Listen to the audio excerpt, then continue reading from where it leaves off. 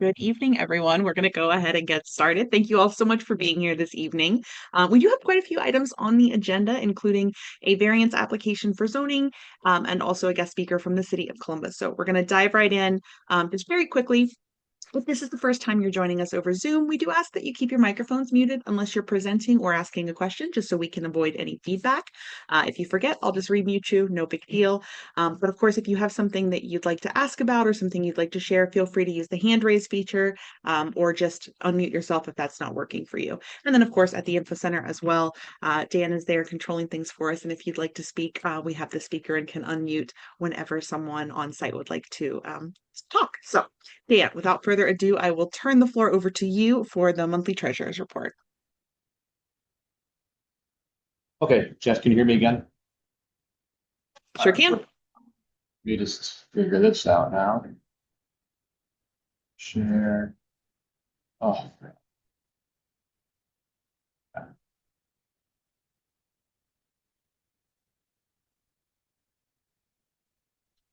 Well, you guys can't see the screen. Pain. Oh, 1 second. The joys of there's 9 hours. There it is.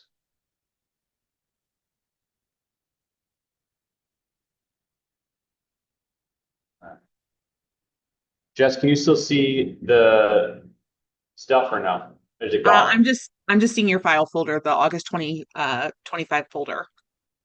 Yep, 1 second. I had to move it to the other screen and stop share. Back over there. Reshare. Let's try that one. Okay, now can you see it? Yes. Perfect. Okay. I'm on the right screen. Okay. So overall, the month is looking a lot better since we had a lot of the cash flow come in for the festival. Still have to deposit what we received in cash, and I think we still have the food truck vendor amounts coming in. Correct. So you get beside. And then the only other thing that happened within the past couple of days that has not hit on the cash balance side is that the $1,000 check for the recent recipient was cashed, so this scholarship fund will drop by $1,000. On the income statement one, end of the month for August, I think we were a little ways down there. So we will, I think overall for the month, we were positive. For the year, we were still in the red. However, if I look at today's day and age, we're positive about, I think, $1,600 for the year. So that's good. And obviously a lot of that is just expenses and income for the festival that was coming in at the very tail end of the month. Besides that, not much else has changed. A couple of things came through. I think we had the festival placards were ordered and a few other kind of like expenses came through this past month. But that's about it. So, any questions? Okay. I don't see any hand raised, so I'm going to stop sharing. My mouse. Thanks, Okay. Dan. Alrighty. Uh-huh. All right, we will move on then. We're going to have our variance application next. Our zoning chair, Tate, was not able to join us tonight. So I will do my best to act in his stead. And when it's time for questions, kind of bring those up. We'll do it a little bit differently just since we don't have him here. But essentially, we're going to spend the next 5 minutes with our person presenting for the variance application, telling us about those variances that they are requesting and the projects they have. And then we'll spend the next 10 minutes after that taking and answering questions. And so we will turn the floor over. Eric, are you presenting for? Okay, Eric, Yes, this I is am. 2025 South High Street, correct? Yes, that's correct. May I All share my right. screen, please? Yes, please do. Okay, thank you. Also, I'm just learning right now that none of the chargers in my house work. So if I end up dropping, I'll hop on with my phone. Okay.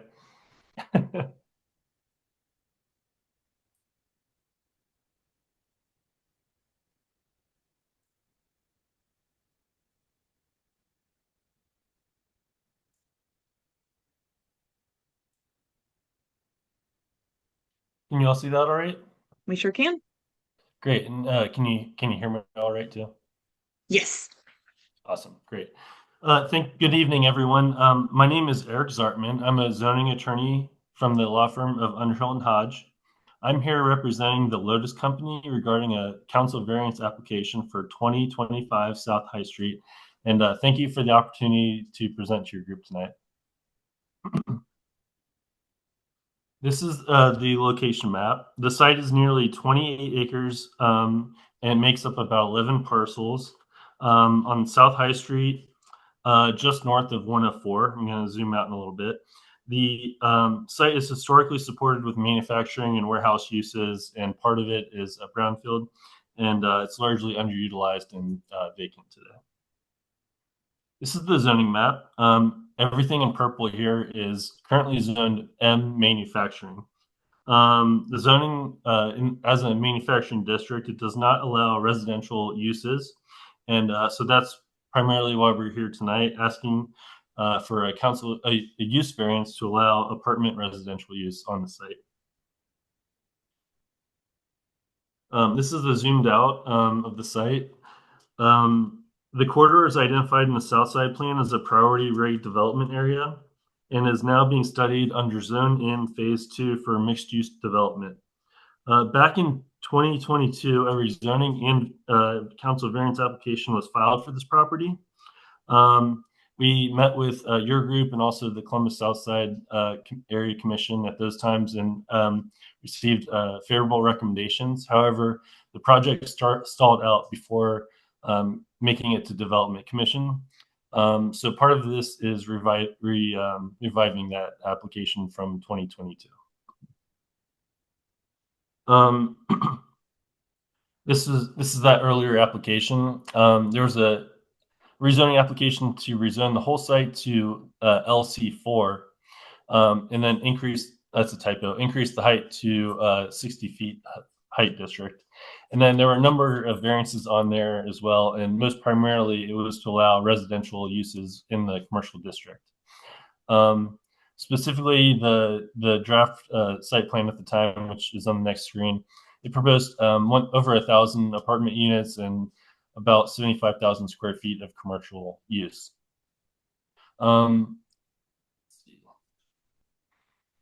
This is what the site plan that was back in 2022, so you can get a general idea of the location of the buildings and all that. This is our current proposal. So Lotus is a new developer that focuses on affordable housing. The purpose of this application is to request entitlements to allow residential apartment use within the M manufacturing district. Now, the reason we're doing it like this is it's a kind of a two-step process, hopefully, if everything gets approved in the future. But Lotus right now is preparing an application for the Ohio Housing Finance Authority in November. And that is a competitive bid process to request housing tax credits from the state of Ohio grants for affordable housing. There's a little bit of a you cannot apply for these grants on properties that don't allow multifamily residential uses. However, rezoning the property now would go past that deadline. And so this is kind of like a little quirk. If this council variance is approved, it would allow the multifamily residential use on the property entitlements so that they can go apply for the grants. Then if the grants are approved to Lotus, then we can go back and actually formulate a development plan and all that. So if this were approved and the grant is approved, you'd likely be seeing from us again before there's any sort of development proposal or anything like that. Specifically, we're asking two variances. One is to allow residential use in the manufacturing district, the AR for residential use, which allows apartment complexes, and then to increase the height district to 60 feet. If we ever, both of these were aligned with the original proposal in 2022. As I said, this site and most of this corridor is being studied by the city of Columbus for Zone N Phase 2. I suspect you might be getting a presentation on that later today from your other guests. But this site is being studied for mixed use. It's everything in that green there. The proposal that we're proposing a affordable housing mixed use development, and that aligns with the what we expect to be approved here when phase 2 gets approved. This is the variance statement. It kind of goes through the variance requests, and be happy to answer questions about that. And then I'll just jump to the questions. So in conclusion, this project will deliver new affordable housing aligned with the Southside Plan, support zoning phase 2, and transform underutilized site into a vibrant community. We respectfully ask for your support tonight, and so that we may advance to the City Council and keep this project on track for OFA funding application in November. Thank you for your time, and I'd be happy to answer any questions. Thank you, Eric. Tate is actually here. So Tate is going to kind of jump into his normal role. Hi, Tate. And he will actually bring up on the screen kind of a summary of the two variances that you're requesting so everyone can see those as they ask questions. And then, folks, you can either ask questions verbally, and Tate will just take kind of quick notes of them so we can kind of gather them. You can also put questions into chat if you're attending virtually and prefer not to speak. And then what we'll do is gather all of the questions and ask Eric to answer them all at once. That way we don't have any duplication. So without further ado, if folks would like to start asking, I don't see any hands raised here in Zoom. Do we have anyone in the info center with questions? Okay, quiet so far. And then generally, if anyone has just any general comments they'd like us to pass along with our application, you can also share those at the end as well, and you can put them in chat. And Tate will just include that with our votes to the area commission if there's any thoughts you'd like to share that are not just a typical question. Everybody, just another moment here.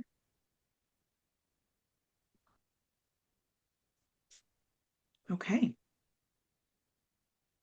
All right, well, let me go ahead and add our link here for voting just to make sure everybody has access to that. If you're at the info center, there is a QR code on site. You can feel free to scan that to cast your votes now. In order to vote, you do need to be a member of the Merion Village Association for at least 7 days. And you also need to either live within Merion Village or have a business registered or located within Merion Village. So we will verify all of the voting before sending our final count over to the area commission. But for now, you can always look at our directory as well if you're not 100% sure if you're a member currently, and you can go ahead and get your ballots cast if you are ready to do so. So votes are starting to come in. I'm just going to give folks a couple minutes here, but please, if anyone does have any questions, please feel free to ask those.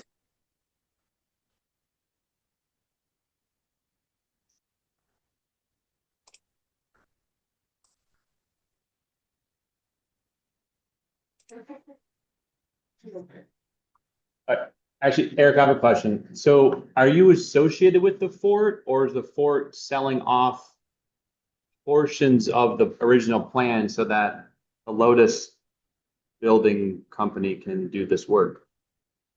So I believe, I'm sorry, I'm getting a little bit of an echo. Okay.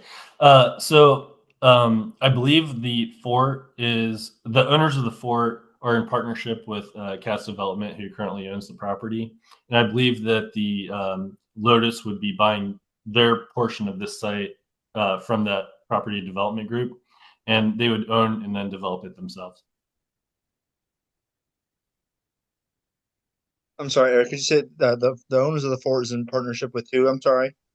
I believe it's Cats Development. They were the applicants back in 2022 on that application. I haven't checked if they transferred since then. Oh, actually, it's on the ownership. So. And Eric, you said and they'll be working in conjunction with the fort. Is that correct? Yeah, the current owners, and then this LLC called 1981 South High LLC. The owners of the fort, and I believe Cats are like co-partners in this LLC, and then they would not be part of the development of this apartment portion of this site. It would be transferred over to Lotus, and Lotus would be owner developer of that.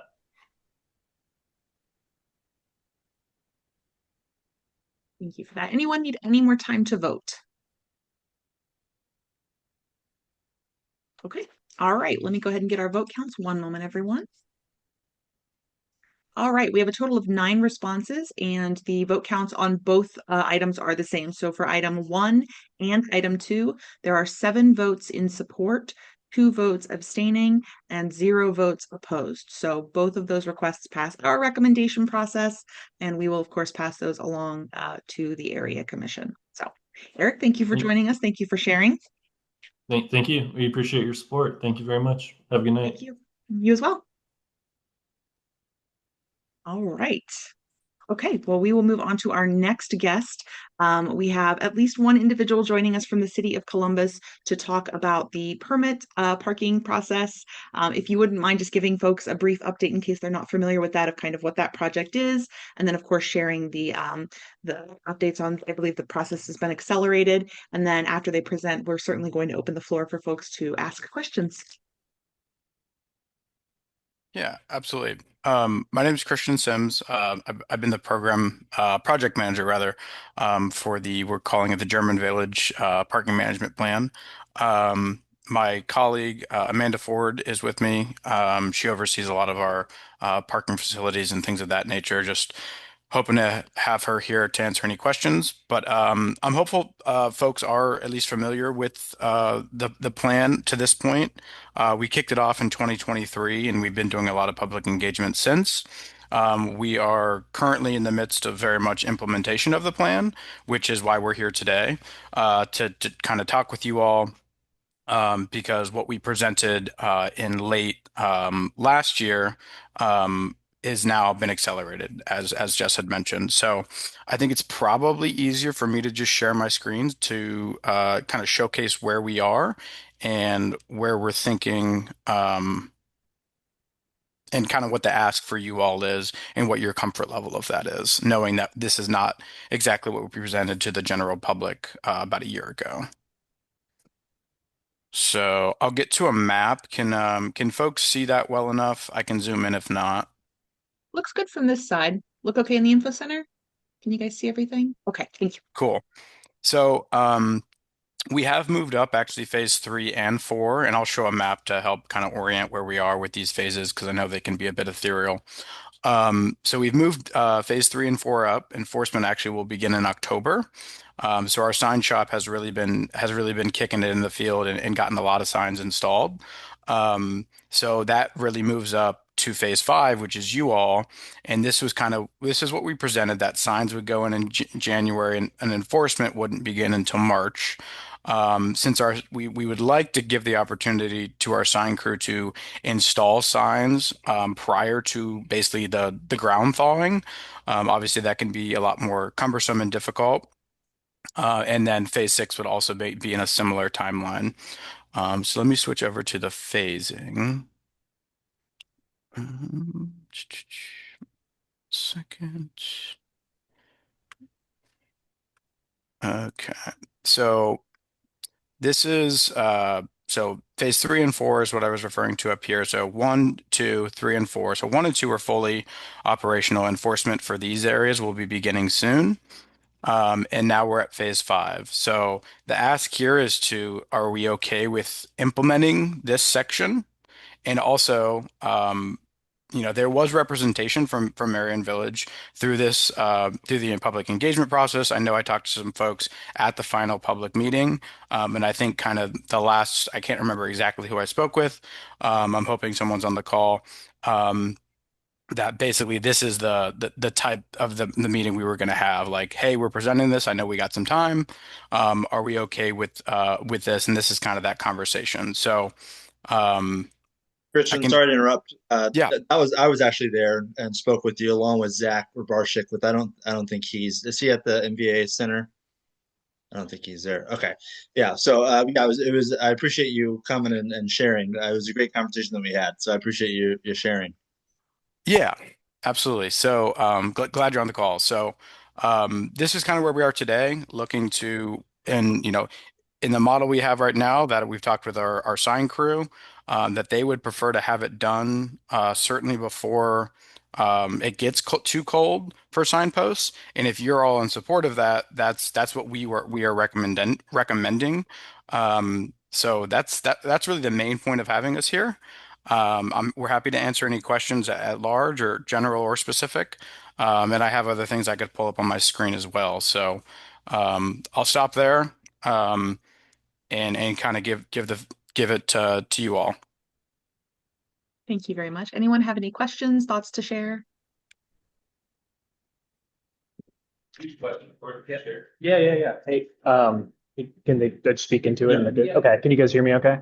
We sure can. First, yeah, hey, thank you guys. I'm Eric. I just live up on Deschler, but Merion Village member, but first in-person meeting. But Christian, you probably do remember, maybe you remember me or not, but I was in the mobility working group versus the parking working group, and so I got a couple thoughts and like some questions, and I'm not sure how other people feel, so maybe my opinions might be different than yours, and I hope not. But I'm personally not against like paid parking or anything. Like I think it's a pretty good idea, especially if we have more and new development down like Parsons Avenue and High Street, and like kind of related to some of the things we talked about. But I'm a little like kind of iffy on moving up this timeline because as we move up the timeline, right, like it kind of seems like it's that's money from the taxpayers, right? Like I have a garage, so like I'm not personally that affected other than like paying for the fee and everything. But if we have family members that come over and things like that, especially around the holidays,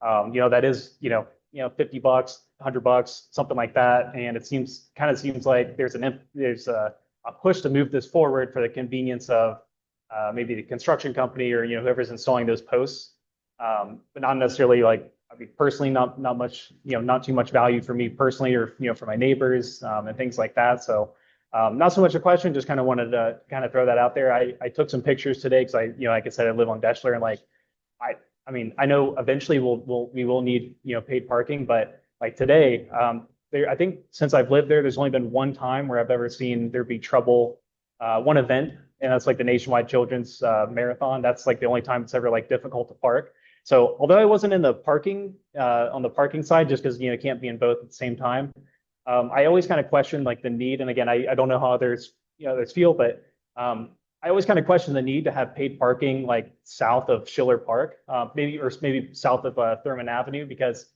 look, I mean, I could show you pictures. Like, I mean, nobody parks on our street. I mean, I'm on East Deschler Avenue, like not even a block away from the park, and it's bare bones empty all the time, except when there's a huge event or something like that going on.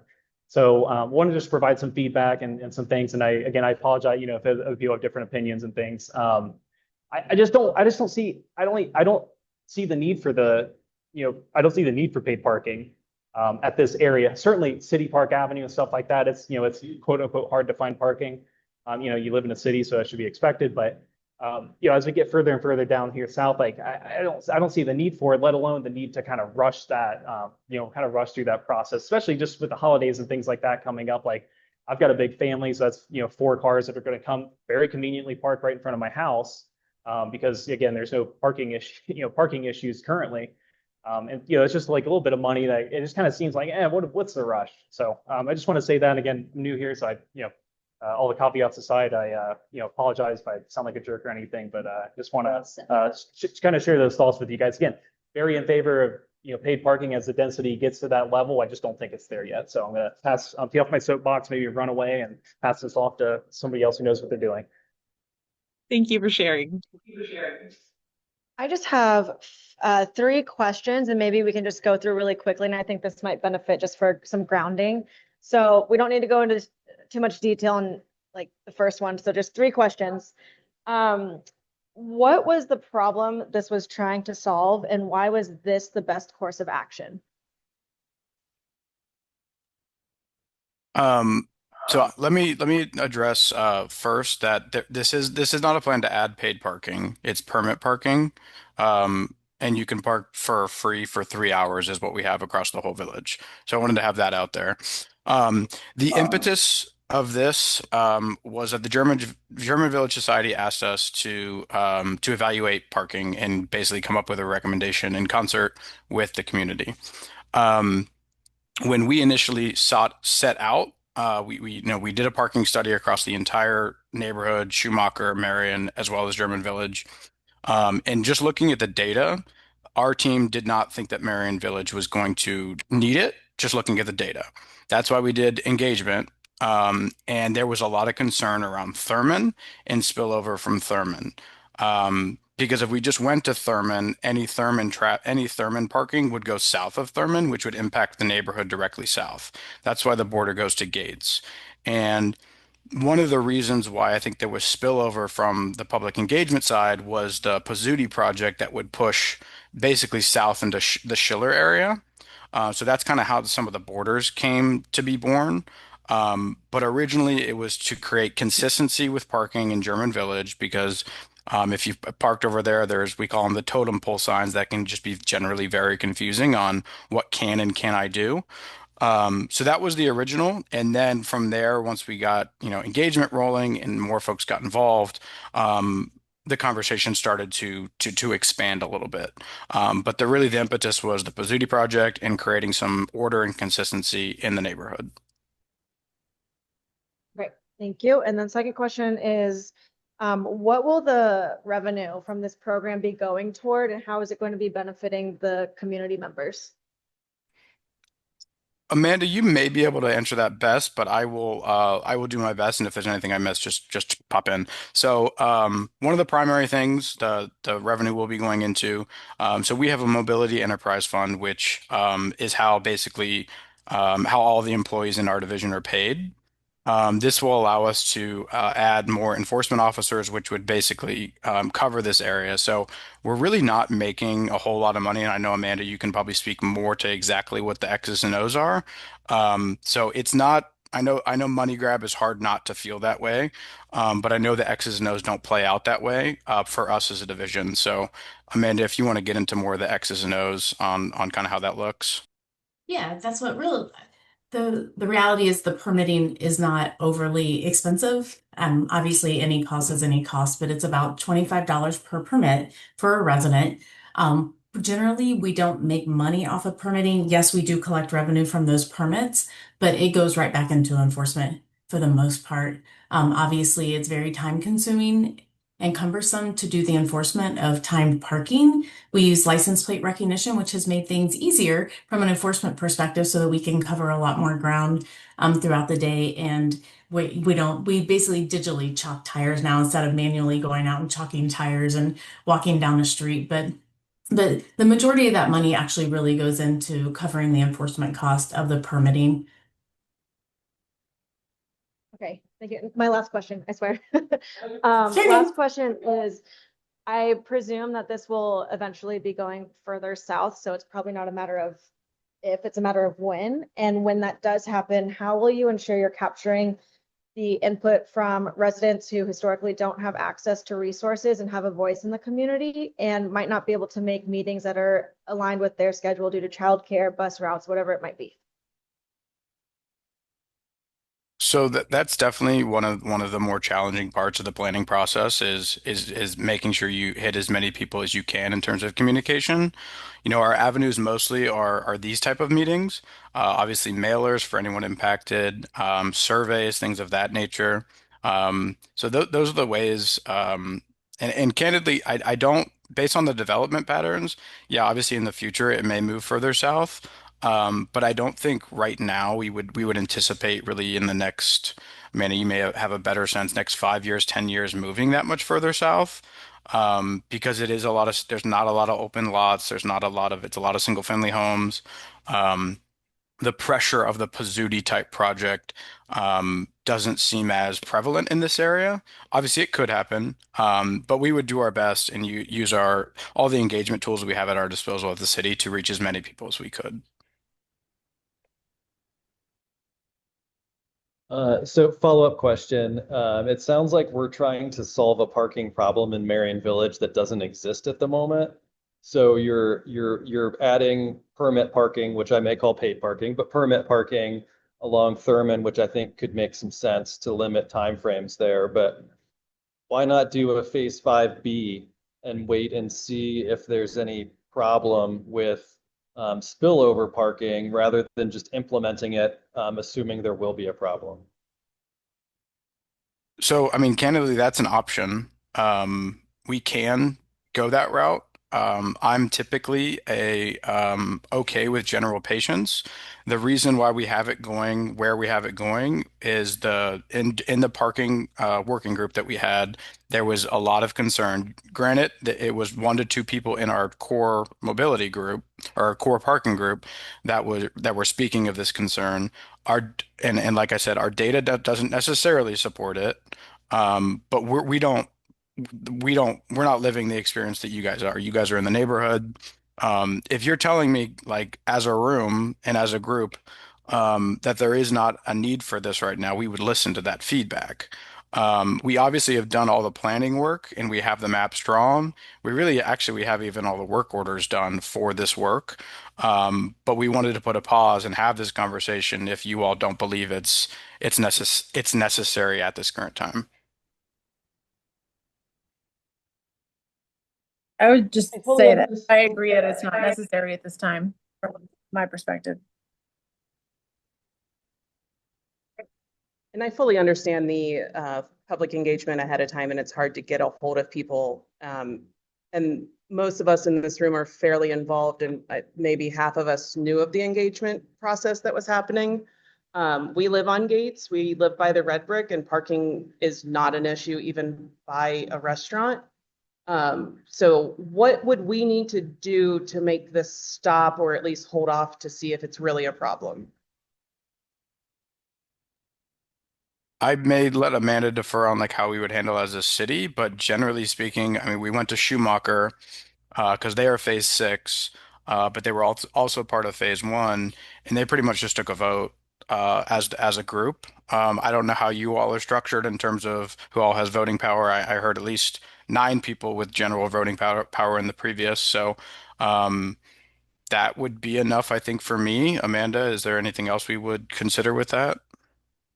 think I would like to go back and have an internal conversation with my boss and just make sure that he's fully up to speed, that if there's not general support for moving the plan forward, that that's a conversation that we need to have and make sure that we can put a hold on the planning process and just kind of hang tight. And then what would our next steps be? Would it be waiting for you to come back to us and say, hey, we think we're at that point where we really need some help and maybe permitting is a good idea for us? So I would like to have a clear next steps for you before we would take any type of vote. That way we could come back and just say, here's if we decide to hold the project, we're not going to move forward at this time. This is what the neighborhood wants. We support that, but I want to make sure I have clear next steps for you as to what would then trigger that.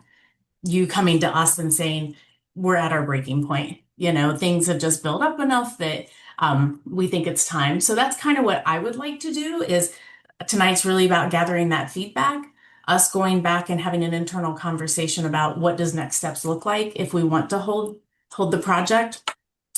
Just so that, like I said, there's a clear understanding of what next steps would look like for everybody. Thank you for that. And from what we've heard tonight from folks here, it does not sound as though there is a lot of support for accelerating the process. That's kind of the general feel. I do want to just take a moment. Is there anyone attending tonight that does have a differing opinion that would prefer to accelerate the process? I want to give you an opportunity to speak if that's the case. But if not, that would be the current status that our group is conveying, is that we do not look for acceleration on this. So just going to give anyone have a differing opinion they'd like to share.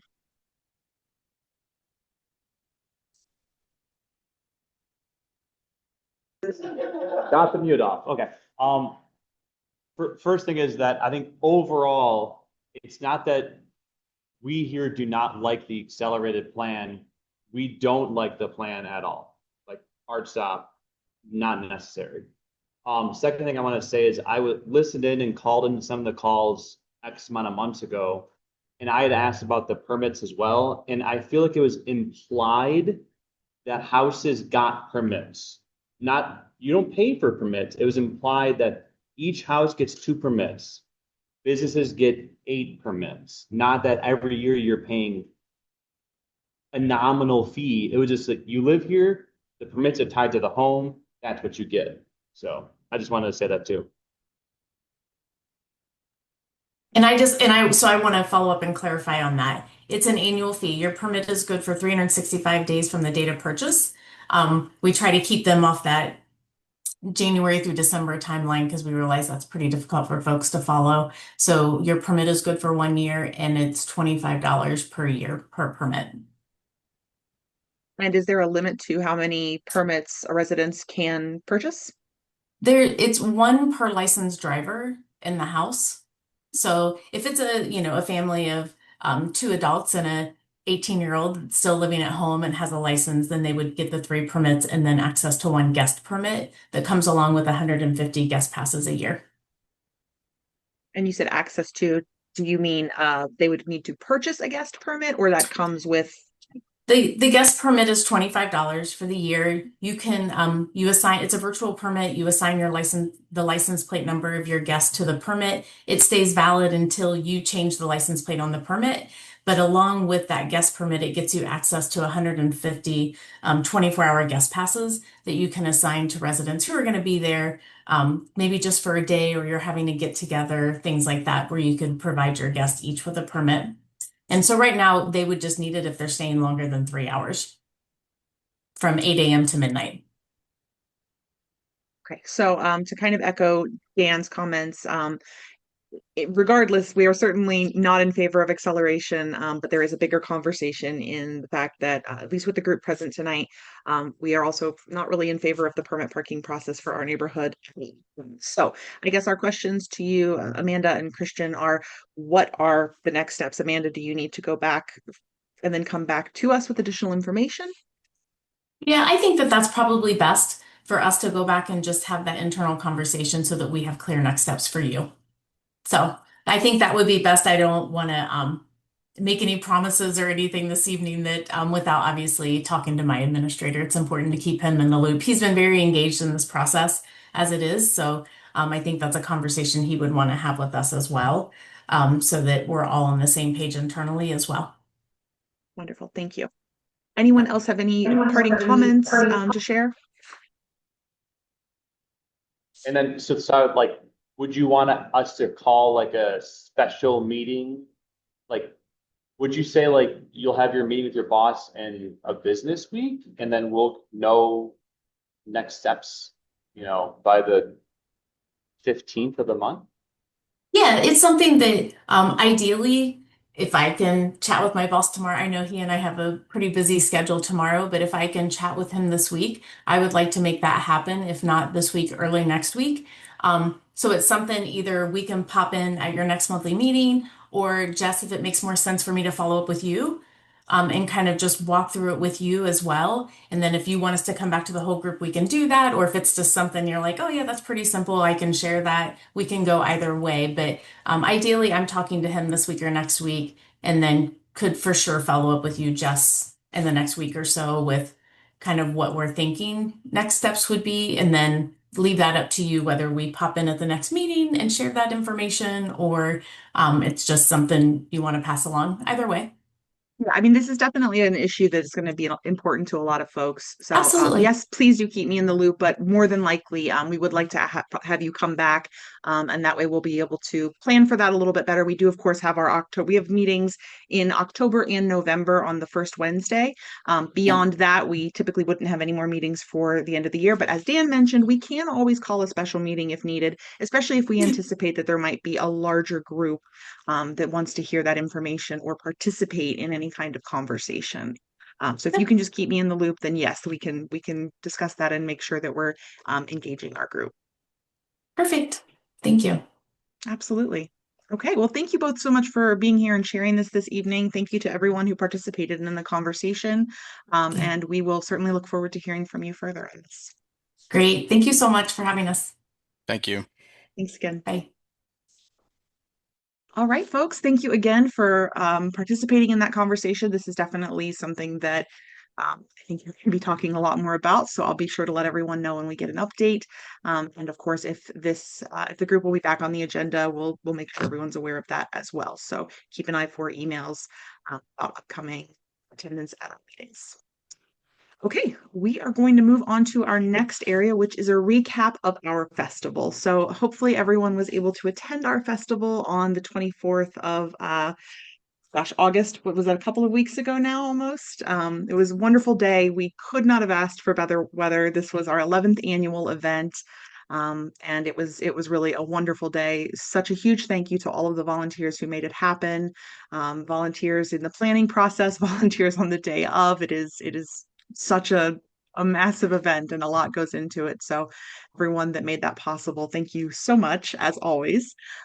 Is there anyone that has anything they'd like to share about the festival? Anyone that attended for the first time or just has any thoughts? There is a survey. I'm going to post a link here, and then you can also get this from our social media pages and from our website. But we are taking guest survey results through this coming Sunday. So just let us know if you enjoyed the festival or how things were, any thoughts you might have. We use this every year after the festival happens so that we can plan for the next year. So anybody have anything that they'd like to share or ask about the festival? Okay. All right. We will move on to our next item then. Board elections. So every year we have board elections. So we are in our nomination period for that now. We actually have 4 of our board seats are on the docket for elections. So we have the role of vice president, and that will be so we are still kind of syncing up our what's the word I'm looking for? Our terms based on the adjustments we made. It used to be that president and vice president ran at the same time, and treasurer and secretary ran at the same time. That has changed. So now president and treasurer president and secretary run together, and then vice president and treasurer run together. So we have treasurer and vice president on the ballot for 2-year terms, and we have secretary on the ballot for a 1-year term to catch up to the new schedule. And then, of course, we have member at large, always serving a 1-year term. So all of those positions are open for nomination. I'll post a link here, but this is, of course, also on our Facebook page and our Instagram and our website, and nominations will be accepted through the October meeting. We will also be able to take nominations at the October meeting. If you're on the fence and you're just not sure and you decide at that meeting, I'm going to nominate myself. So in order to be nominated, you of course do need to be a member of the association, and you do either need to live in Merion Village or own a business that is in Merion Village. Does anyone have any questions about our elections or our nomination process?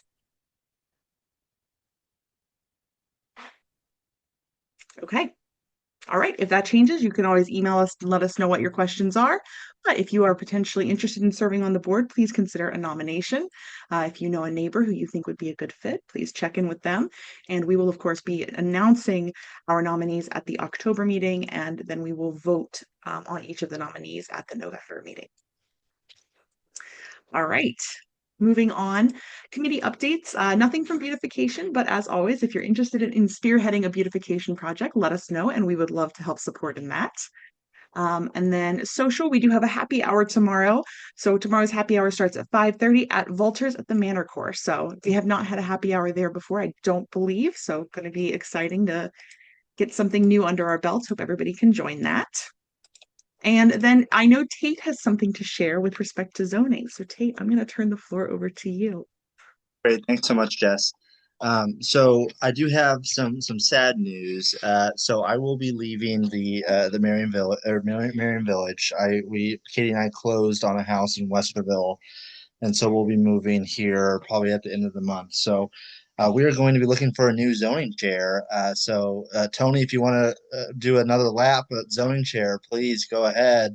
I see some nominations, I think, for you, Tony. But if anybody else wants to do it, please contact either myself or Jess.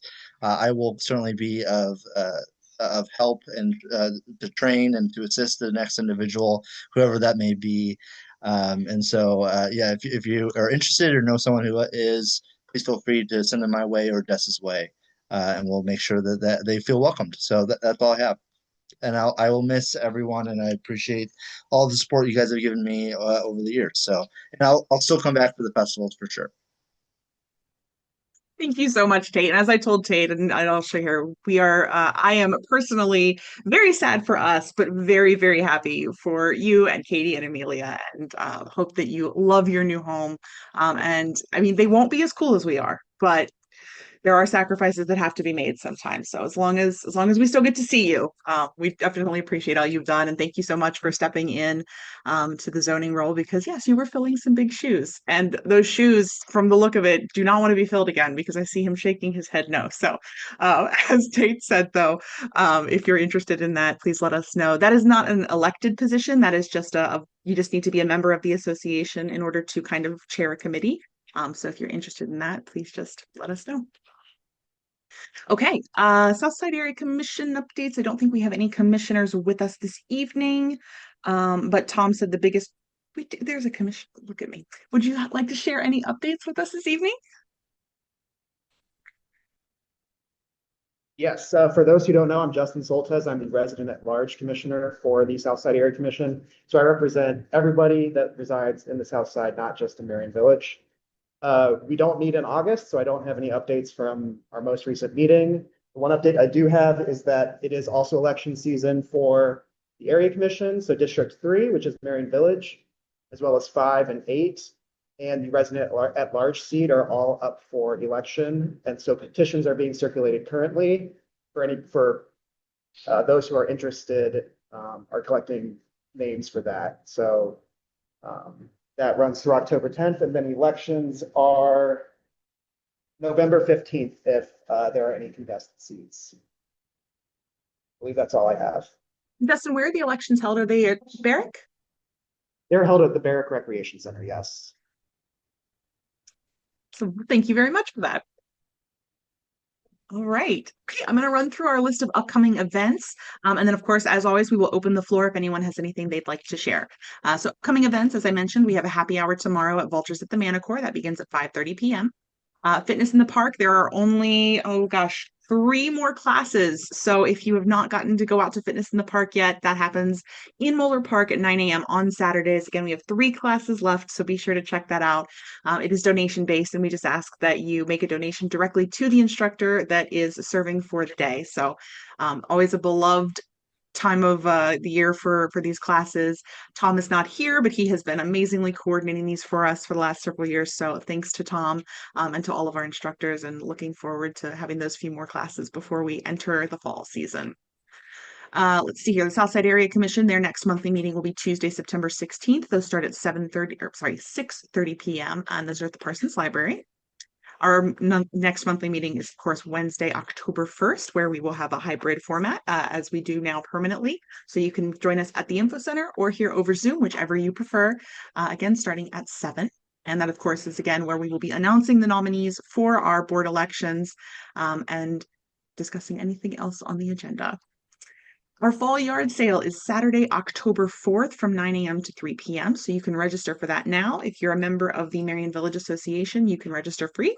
And if you are not a member, you can register a home or business in Merion Village for $5. So registrations do close, I believe, let's see here, Thursday, September 25th. And every year I get lots of emails afterward like, oh no, I forgot. But I've already done the map at that point. So if you want to be on the map, be sure to register before that date. You can get the link from our website, and of course, I will post that here as well. But registration is live, and you can get yourself signed up now if you have things you'd like to get out of the house. Immediately following our yard sale at the Info Center, we will have again our donation drive. We partner with Goodwill. They bring lots of big bins for us, and we'll be able to accept housewares and no furniture, but lots of other items. We have a full list on our website of what we can and cannot take, and we can also accept e-waste. So be sure to check those lists. No TVs or computer monitors are accepted, but you can find lots of other things to donate and get out of your house for a little fall cleaning. That will be from 3 to 5 p.m. at the Info Center. Last but not least, as far as events are concerned, we have our winter potluck. So we've just announced that. That will be on Friday, December 5th. That's from 6 to 8 p.m. And Hey Hey is graciously hosting us again this year in their back room. They've been wonderful hosts for us the last several years. So last year, I think, was one of our best attended so far. We're looking forward to hopefully another really well attended potluck. It's always such a great opportunity to catch up with neighbors. And this potluck, if you've never attended, does actually replace our monthly meeting in December. So it's a chance to just kind of eat some good food, see your neighbors before the year winds down.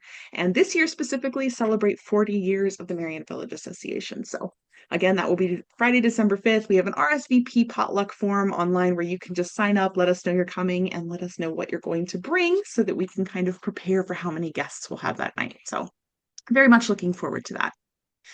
Now I'm going to open the floor. Anybody have anything they'd like to share? Questions, concerns, events, thoughts?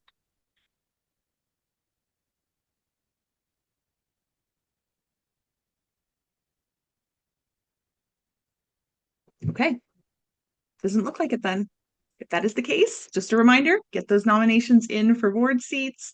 Otherwise, we'll see you at our next monthly meeting. And like I said, I'll keep everybody updated as far as what we hear from the city with regard to the permit parking. So thank you all so much for being here this evening. Regardless of which way you joined us, we're just happy to have you here and appreciate everyone participating in the discussions. And we hope to see you again next month.